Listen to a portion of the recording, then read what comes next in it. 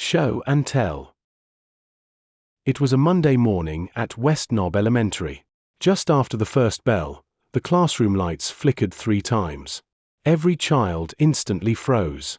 In 1986, every first grader knew what that signal meant: sit down, be quiet, and behave.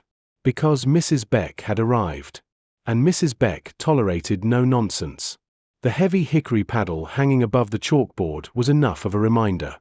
Chloe March had learned that the hard way 3 months earlier, on her very first day.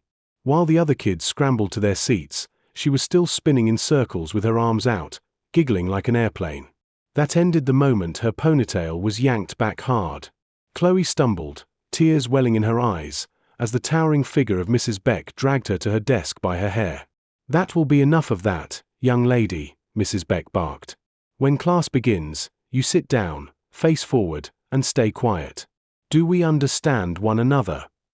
Humiliated, Chloe could barely whisper her defiance, "I don't like you." From that day, Mrs. Beck decided Chloe was going to be trouble. And Chloe learned to fear the wooden paddle on the wall. Now, 3 months later, Chloe sat perfectly still at her desk, hands folded, eyes front. But every now and then, she glanced at the little pink backpack by her side. For the first time since moving schools, she was excited. Today was show and tell. Mrs. Beck, however, quickly barked, "Get that bag out of the aisle, Miss March." Chloe tried to explain it held her presentation, but the teacher snapped back, "Book bags go in the closet. Do as you're told, or you'll spend show and tell in the corner." The class giggled while Chloe quietly obeyed. She didn't argue. Not today. Not when she finally had something important to share. The morning dragged on through roll call and the Pledge of Allegiance. Finally, it was time. One by one, her classmates showed off family photos, baseball bats, and homemade cupcakes. Each story was a reminder of how out of place Chloe felt, mocked, bullied, called grody by nearly everyone. But then, at last, it was her turn.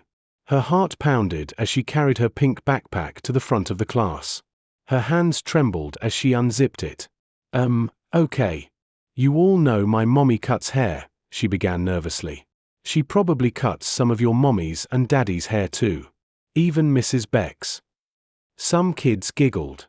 Mrs. Beck frowned. "Get to the point, Miss March." "I will, Mrs. Beck." Chloe smiled sweetly. "But my mommy doesn't just cut hair. She also loves old books. And she taught me to make dolls from one of them." She pulled a crude handmade doll from her bag. It had a harsh face, stringy grey hair, and something unsettling in its design. The class burst into laughter. Tiffany Lewis sneered, "That's the ugliest doll I've ever seen." But Chloe wasn't fazed. She gazed at the doll lovingly. "This is my favorite. Her name is Edna." The word seemed to slice the air. Mrs. Beck shot to her feet, face pale. No student ever dared speak her first name aloud. "That's enough. Put that thing away and sit down." Chloe looked her dead in the eye. "Calm. Steady. No, Mrs. Beck. My time isn't up.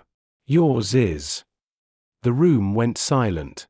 Then, for the first time in her life, Chloe swore. "You're a mean old bitch." Gasps filled the classroom. Mrs. Beck's face drained of color. She grabbed for the paddle on the wall, but Chloe lifted the doll in her tiny hands. "Sit down, Mrs. Beck." She folded the doll's legs straight out. Instantly, Mrs. Beck collapsed onto the floor, legs rigid, toes pointing upward. "You pulled my hair on my first day," Chloe said coldly. "Do you remember that?